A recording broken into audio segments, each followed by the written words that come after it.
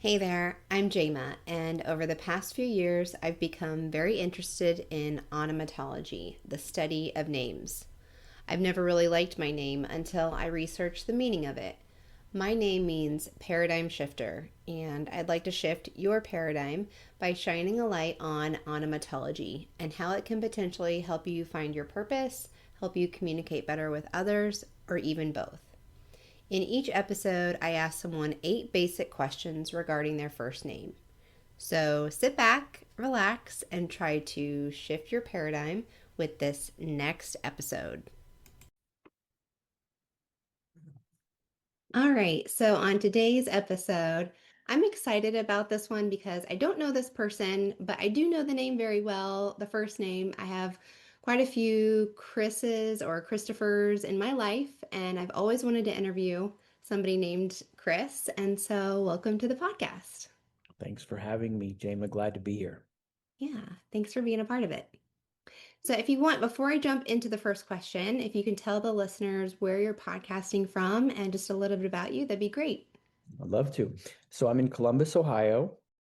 I'm in a suburb, Gahanna. It's where my office is. We have a business called SightShift.com.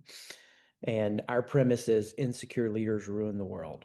And at the basis of all our insecurities are where we're misaligned with our identity. And so we have a tool that measures for that.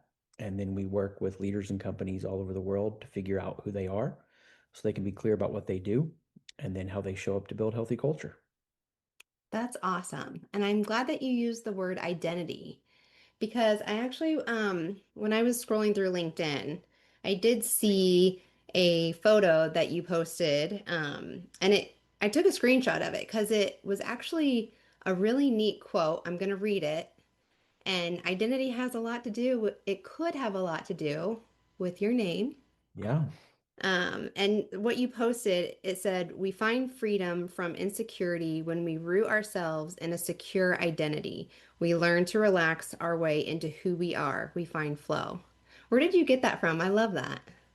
Yeah. So it was a crisis I went through in 2008, which was the psychological term would be identity foreclosure, when you've just invested all your identity in a role and then that collapses. And what began for me in that process was learning there's an identity that's more than the role. Um, and that's bigger than any role you'll ever fulfill or any relationship that comes out of that role. If you think about it like a tree, which helps me a lot to just get like a simple way to process it, the fruit of that tree is our relationships. The trunk is the roles we fulfill, and what's hidden is underneath the surface. It's our identity. And started just in my own process of study and research. Actually, completed a dissertation around a lot of this because it was revolutionary for me to know there's a me there that's more than the roles, whether I win or lose, and what's happening in the relationships. And just got obsessed with that idea in 2008 and haven't stopped. So That's that would be from a awesome. book that I wrote about it. Okay, great. I'd love to check the book out. I will look Yeah. for it. Awesome. Well, I can relate to you in like having a passion on an idea, and I applaud you for that. So that's awesome. Yeah, I'm maybe too obsessed. Back here behind me, I've got a number of books I've written, and I can't get over it and the Yeah. application of it and how much it helps me. And so, yeah, super fun. And that's why when this came across, I was like, this looks really interesting in such a unique way. And I'm sure we'll get into this because name is huge and all of these matters. Yeah, definitely. And just curious, how many books have you written? Well, that you could get 10, Mhm. one of Oh my them gosh. won't see the light of day. That's awesome. And always working on the next one too. Okay, cool. Well, I'll connect with you after this and then I'll figure out which one I should start with. Cool. All right, so let's go ahead and jump into the first question, which is, before I approached you about this podcast, did you already know what your first name meant? Yes. Now it wasn't as much as because you actually reaching out then sent me down a whole path. But I'll go to prior. Um, there was a way that I received it from growing up that I just accepted. But you definitely put me down a rabbit hole. So my parents, when I was little, I remember a couple of different times they gave us things that had the meaning of our name on it, just our first name. So I remember That's my cool. brother Jeff and what his meant, and then I would get mine and Chris. And I was raised in a Christian household, so Chris, follower of Christ. Yeah, that's awesome. Are you Chris on your birth certificate or Christopher? It's Christopher on my birth certificate, yeah. Okay, awesome. But you go by Chris. I go by Chris, but when they would give me the like little pieces, bookmark and other things, it would either have Chris or Christopher. I remember seeing both. Yeah, Yeah. awesome. Yeah, I did a little research myself and I found quite a few neat things. So it does translate to Christ bearer, Christopher does. And then I kind of broke that down. So, like, Christ is a title, a bearer is a person who carries or delivers something. It has Greek roots. It's deeply tied to the legendary Saint Christopher, the patron saint of travelers, making it a traditional name associated with faith and protection. The word protection came up a lot. And then when you break off Ophir off of Christ or Christ, in Hebrew, it actually means fawn or young deer. It's a common Hebrew name or word for a young deer or gazelle. I thought that was interesting. Mm, And fawns symbolize innocence, purity, new beginnings, and vulnerability.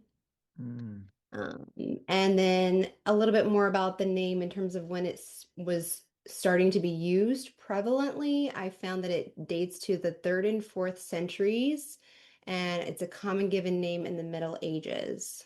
So is any of that information new to you, or did you know some of that? no, I mean, the way that you just broke it down was different. Mine was just really fast, and that's so much more interesting and thorough. And it's really a wild experience because the whole thing about bearing a message, like there's no there's no way you could give a greater summation to my purpose and mission and kind of what drives me. The joy I live out of, the play of it all. I mean, it's the whole thing. So I use the word, I try to use it authentically, intelligently, mystical reality that your parents are plucking a name out and then how you Right? find a theme and a story and a life living up to that name. Yeah. Yeah, for sure. I have so many theories. I have quite a few theories on the meaning of names and how they can be applied or how they like the purpose behind the meaning and how one goes about living their life. Either it's a goal that you can try to ascertain or it's just going to be a part of you no matter what because words have power and I don't know. I think there's a lot more to it, and that's why I'm trying to keep interviewing people to like see which theories are actually true. Yeah, So, when I get a chance to ask questions, I got questions on that. That's super interesting. okay, yeah, for sure. All right, and so I take it you like the meaning Christ bearer? Yeah, I think that for me, it's not just a general, I'm bearing a message. It is a specific message. There's a way to have a secure identity that transcends all roles and relationships. Yeah, And that that identity is the source of everything. Um, and so, yeah, absolutely. yeah, awesome. Okay, cool. And do you know the story behind why your parents chose your first name? I don't. And this whole experience, you reaching out, definitely prompted some curiosity around that. I meant to ask them, but I also know, like, um, how growing up in the home that I did, I don't think at all it would have been like this is what the name means, so we're gonna do this. Hmm. It was like no, they were just picking a name, and then the Yeah. mystery of all that. Yeah, I would encourage you to reach out if you have a parent still alive to like have the conversation with them and see what they Yeah. say. Yes, it is on the heart and mind. I was hoping we missed connecting on Christmas, so the goal is definitely to hunt that down. Okay, awesome. And growing up, Have you ever had the thought cross your mind, oh, I wish I had a different name? Um, you know, not it's related to the name. I mean, growing up, so I was raised in the home of a um my dad was a pastor of a large church. Okay. My dad's was a pastor. Aha, okay. So you know. PKs. Yeah, PK. So like I just didn't want that role. I didn't want that title. Like that would be the easiest way to say it. Um, Now there was a part of my story where I didn't know what I wanted to do with my life, and I was like, I don't know what I want to do, but I'm not going to do what you do. So in a way, it was very much a rejection of the name. I'm not going to bear a message. Hmm. I'll support the people that bear the message, but I'm not going to bear the message. Yeah. And, you know, the timing of doing this podcast is really wild because for 10 years, we have done the business I do full time. And, it's not just me. We have a team. We have people that their livelihoods depend on it, coaches from Finland to Florida. And we are actually, as of the last 3 or 4 weeks, tightening up the messaging of our organization to bear this message more clearly. Oh, wow. Um, so, in a way, the process is playing out again in my life. Nice. Yeah. To not be That's ashamed of interesting. it, but just embrace it. Yeah. Yeah. When if you were forced to change your first name, what would you change it to? Mm. If I were forced to change my name, I don't even know what it means. Okay. And I don't Okay. know why. I'm just going to go with it. What do we have to lose? It just popped in my head. Antoine.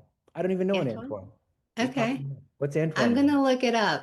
Yeah. I always do Just for that. fun. I feel like if any of my friends ever listen to this podcast, I am going to get reamed on this in a fun way. So Antoine means highly praiseworthy or priceless. Interesting. Yeah. Very interesting. Have a lot of thoughts about that. Yeah. Anything else you want to talk about with that question or you want to move Yeah, forward? well, I mean, so we have a tool that measures what we call identity fears. Hmm. So, I mean, it's like, I don't remember how many data points. We see a lot. There's 4 questions. It takes less than 20 minutes. Happy to share it with you if you want to take it. And the idea is when you're most insecure, your identity fear is most present. So, my second greatest identity fear is fear of being unique or replaceable. Hmm. So again, everybody has these identity fears, at some level, some combination, some unique thumbprint of who they are. And yeah, it's interesting to me that I would randomly pluck that name and it has a very strong correlation to that idea. So when I'm most insecure in that identity fear, I'm focused more on um, hoping someone understands me and the Hmm. uniqueness I offer over and above understanding them and serving them with a message. Wow. That's powerful. I like that. Yeah. That's neat. And I was very curious when I was looking at your LinkedIn profile, like your company, and I love people who do coaching and who are entrepreneurs and start their own business. I find that it takes a lot of guts, and I respect that a lot. So I would be interested to learn more about your company for sure. Yeah, yeah. Post the interview here. We can connect you and hook you up with just our little measurement that we do that it just says this is when you're most insecure where you'll struggle. So this is how you can transform this to allow yourself to be a better gift in service to the world. And that's what we're all on. I mean, whether people realize it or not, the quest they're all on is to really relax into who they really are. Hmm. Um, and the naming process is so powerful because, you're given this name. And in a sense, growing up, you're given a worldview. Hmm. And research shows about 60 something percent of adults never graduate beyond the worldview they were given. And we could say it in the terms of your podcast, the name they were given. Yeah. About 30% of the time, you'll go beyond that to a reactive identity. In other words, you're saying, I don't know who I am, but I'm not that. And so you're pushing against part of what was given to you that was good, but part of that of what was given to you that may be a distortion, right? Yeah. Parents and the people that care for us can only give us what they have. About 3% of adults, Robert Keegan found this in the longest study done on how adults grow and develop, reach a point that they're really beyond that reactive identity to a non-reactive identity. Like a child in wonder and awe, they're picking up and discovering who they are. Not childishness, but a childlikeness. Yeah. And so I think that's part of what was so interesting when this came across was name is so powerful and ancient throughout human history, connected to identity. And it's not a one and done thing. It's a ever unfolding process. Yeah, I fully agree. And everything that you're saying intrigues me because my name means paradigm shifter. So I'm always looking to shift my paradigm, always. Ooh. I was going to ask, so a couple of my questions, one of them was going to be, what does your name mean? Paradigm Yeah. shifter. So interesting. What's the etymology for it? What's its root? It's Hebrew Okay. and it derives from James or Jacob, which means supplanter. And when you supplant something, you uproot it and you turn it over. And in my translation, when you turn something over, you are essentially looking at it from an entirely different perspective. Mm. And so to me and what makes sense, especially with who I am and my defaults and how I'm wired, I always try to zoom out, look at the forest, analyze everything, analyze every single facet of every perspective. And I was like, man, this makes sense. So, Wow, what a mystery. And I mean, I yeah. can't help but in my mind go to, I don't know if you're familiar with it. I'm assuming you probably are, the story of Jacob and how, he's the supplanter, the root for your very name. And Yeah. he had to shift in his identity from being a deceiver to receiving that identity and Yeah. having a name change, Yes. which is the ultimate blessing. Yeah. Yeah. Jacob to Israel. Exactly. Yeah. The thing that you thought you had to strive for, I'm giving you as a gift. Yeah. And this for me is kind of like the nerd out world continuously because what's really wild is societies all over the world that weren't even connected figured out we have to give people, kids, an identity ritual. Sometime around the age of 11, 12, or 13, they need this strong shift into a new identity to become a contributing member of the society they're a part of, the village, whatever. And we took that out and replaced it in about 1880 with a new idea called adolescence. And we keep making it longer and longer and longer and longer. And the longer we make it in first world societies, the more mental health and suffering goes up. Because we Mm. tell them basically, um, you got to go find yourself. And eventually you'll find yourself and you'll be done and the search is over.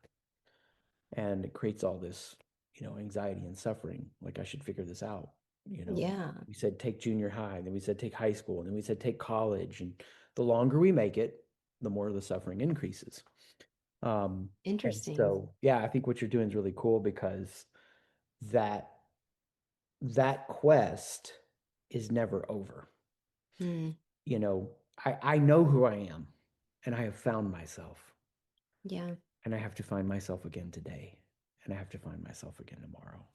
Yeah. I don't know if you saw the movie Hook or not with Yeah. Robin Williams. I love that scene where the little boy takes his face after he's grown up and he doesn't know if he's really Peter Pan or not. And he moves his cheeks around and he goes, "There you are, Peter." And Oh, that's the piece when you can learn to receive your identity and not strive for it, which is so evident, in the root of your name. Um, rarefied air, rarefied yeah. air, but it's where we want to live. What can I ask you a question? I don't want to. Yeah, of course. What what stands out to you as like the most interesting thing you've seen doing all these interviews with people about their names, um, about like where they might self-sabotage or better ways they could decrease their suffering by living into their name more? Mm, that's a solid question right there. I mean, I've interviewed over 100 people now. I think a lot of people, I have a group of people where even some of them have said like my name means this, but I don't feel that, but I want to strive towards that. So, like, they're doing things in their life that help them get closer to the meaning of that. Mm, For example, there was a guy, his name means brave, and he didn't consider himself brave, and he didn't really want to do the podcast, but he said, I'm gonna force myself to do the podcast because I feel like it's gonna help me become more brave. And he didn't even know the meaning of his name before he decided that in his mind. And I thought that that was really interesting.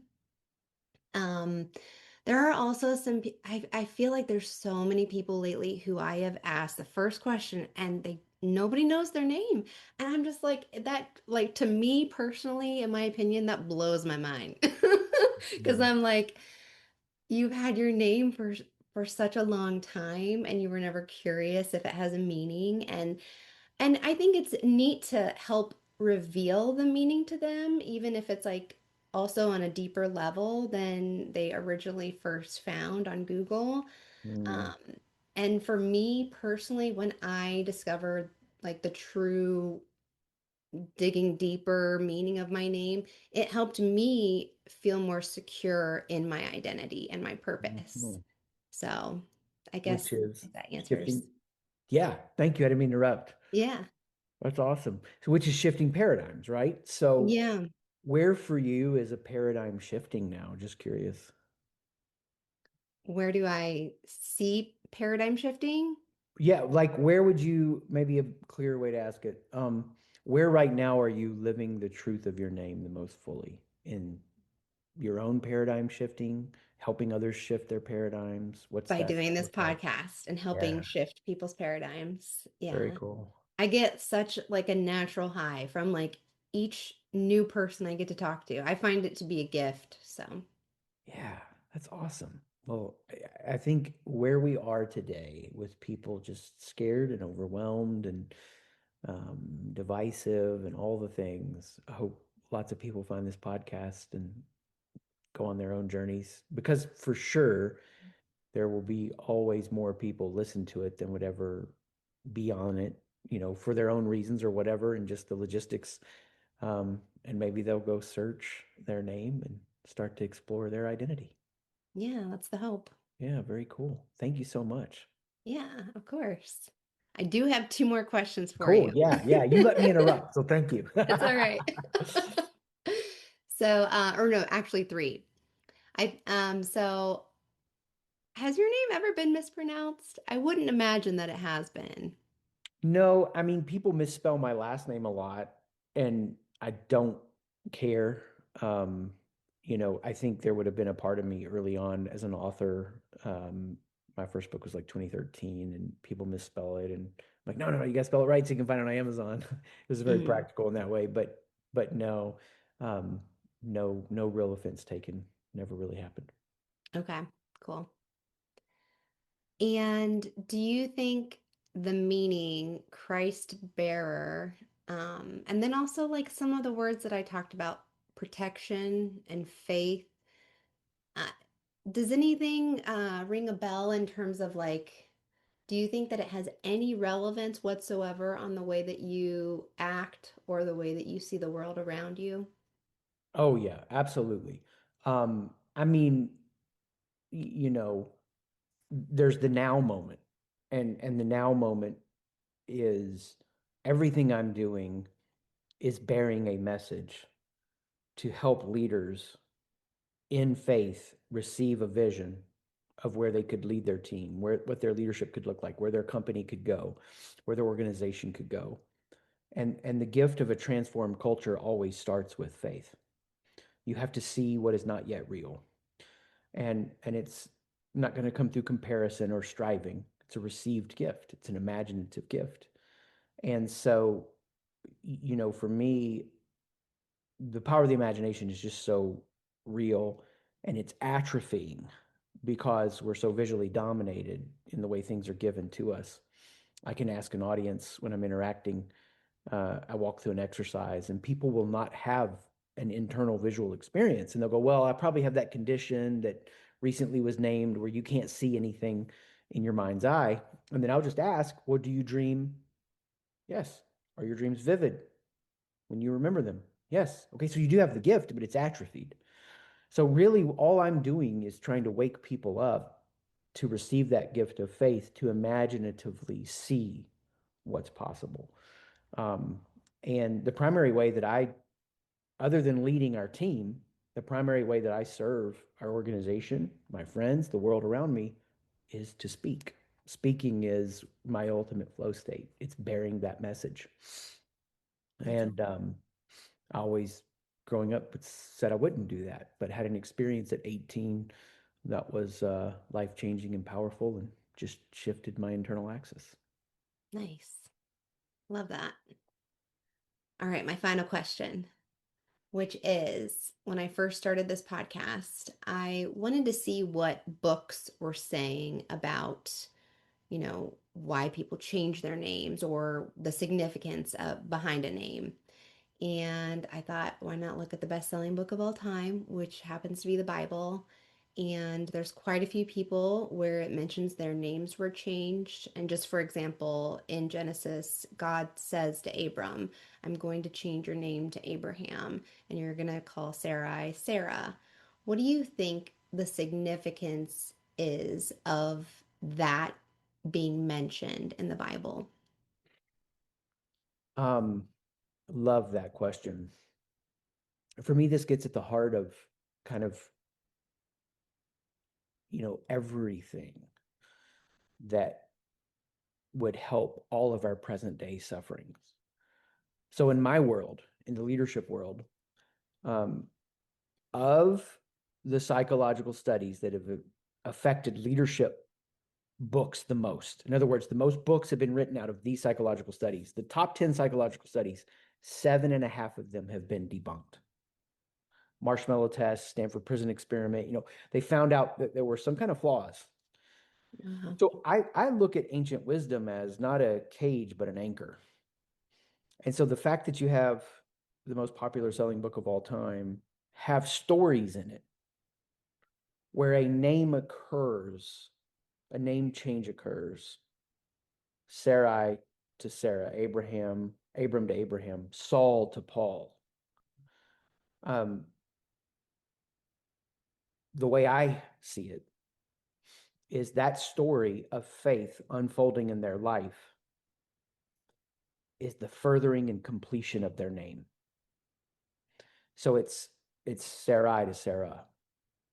Now you do have the Jacob to Israel, but I think that's got its own wisdom in it because he needed a complete identity change. Mhm. um, Yeah. but for some people, it's just they need that completion of their identity. And so it's the Mm. completion of their name, the finishing of their name. Your name was a great starting point, but there's work to be done to finish it.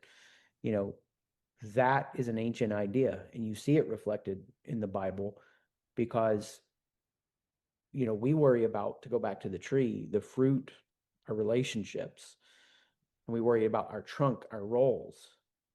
But the ancient wisdom would say, you don't work at the fruit level, you work at the root level. That if the Mhm. identity shifts, everything else is going to take care of itself. That's powerful. I love that answer. Very nice.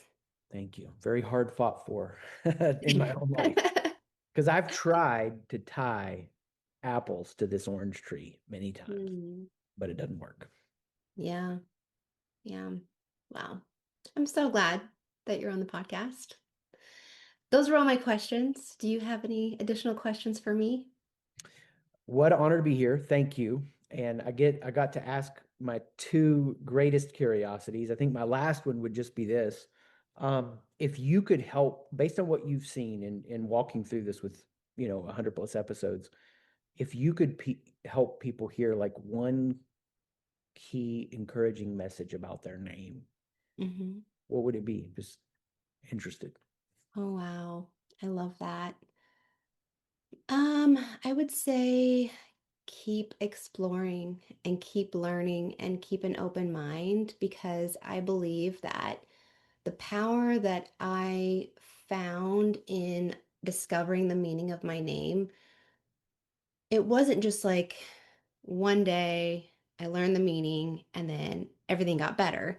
It's kind of along the lines of what you've been saying throughout this conversation of learning to really develop and explore and fine tune and really discover almost like an onion, like Mm, revealing the layers of who you are at your core. And I think that by knowing the meaning of your name, that can help guide you a little bit better, or it can help provide a little bit more sense of like confidence, if you mm, will.